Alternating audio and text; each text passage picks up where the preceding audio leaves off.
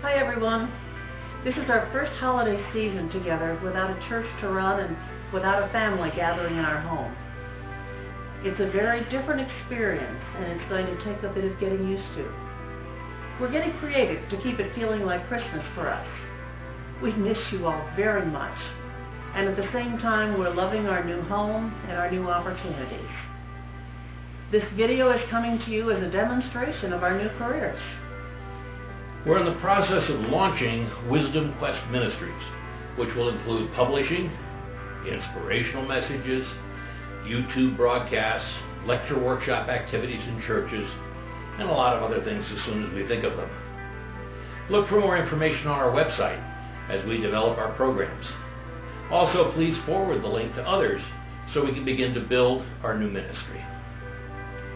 But right now, let's take a moment to reminisce about 2010. Last January, it was very clear that the real estate market had dropped so much that demand for Christmas classes in real estate had nearly evaporated. We had already told our beloved Unity in the Foothills that I would be retiring the end of June. It was time for both of us to reinvent ourselves. I flew to Arizona last January to buy some furniture for our new house and was happily reminded of the wonderfully mild winters here in our mountains. This holiday season has seen nights around freezing and daytime temperatures around 50. January also produced a clean bill of health for me for the second year since cancer surgery.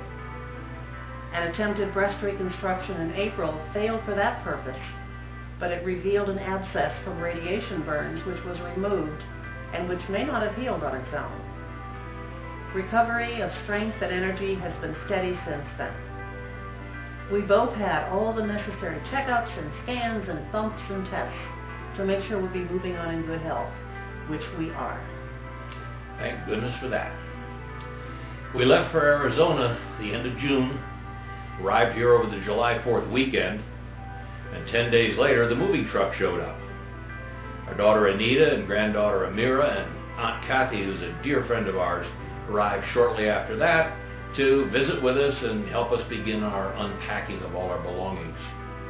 A few days after they went back to Connecticut, we got on a plane for Amsterdam to join the riverboat Viking Legend for a cruise to Budapest, traveling the Rhine, the Main, and the Danube rivers.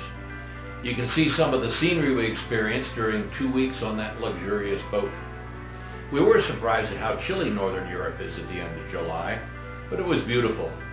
Most of the days were sunny, and when there was a storm, it was fun to watch it rolling in from upriver between the mountains on each side. We put our home in Connecticut on the market in late April and got 3 offers the first week it was listed. When the dust cleared, we'd sold it for $10,000 more than the asking price. The closing process went on through our realtor and attorney during the cruise by way of cell phone and email, and the house closed as soon as we got to Arizona. My real estate experience really paid off. In spite of a seriously down market, we were under deposit within 2 weeks and for more than the asking price. That was a great relief. And now here in Arizona, we've been taking day trips and overnights around the state, enjoying the beauty so much. The Painted Desert, the Petrified Forest, and several other historical sites and ruins have graced us with stunning vistas and ancient petroglyphs. The golden aspens and the white mountains are as beautiful as autumn trees in the east. Then there is what is lovingly known around here as the Big Ditch. We're close enough to the Grand Canyon to go up for a day, have dinner, and come home. And the same is true of Sedona. We spend a lot of time looking around us, including on our own back patio, and saying, wow, look at that. It really is a gorgeous place to live. Then on October 29th, a teenage girl made an illegal left turn and plowed into my car. My faithful, loyal Subaru was totaled, but there were no broken bones or head injuries. I'm now driving a little red Prius at 48 miles per gallon, and my chiropractor and massage therapist have become my best friends as we work to get my back functioning again.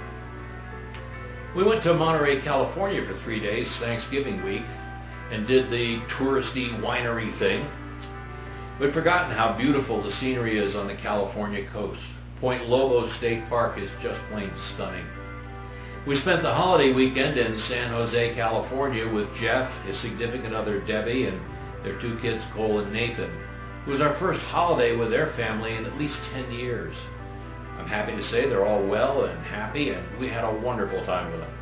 Jeff and I did the cooking. Actually, Jeff did most of the cooking, which I'm guessing was a real treat for Debbie and Bonnie.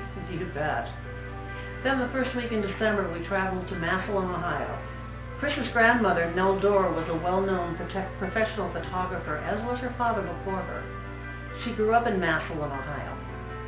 Chris had boxes of her photos and memorabilia from her estate and his mother's estate, much of which he gave to the Massillon Museum. And the museum also displays a lot of her father's work. We went there for the opening of a show of her photographs and about her life. It was a wonderful experience. And then we had a surprise on the second floor of the show. There were 3 photos there which had been loaned for the exhibition by the Gun Museum in Washington, Connecticut. They said they were her work, but it turns out Chris took those photos. So the labels have been corrected and his work is in the show as well, next to his grandmother's. And then we had a holiday open house for our neighborhood on December 17th, and it made our house feel more like home. But our biggest cause for celebration this holiday season is that our beloved Unity in the Foothills has a wonderful new minister. Reverend Bill Heller is with all of our Connecticut Unity friends celebrating services at our old church. What a blessing. The one thing that would make it even more perfect is if all of you were here with us. We love you and we miss you. We hope you had a Merry Christmas. And we wish you a Happy New Year.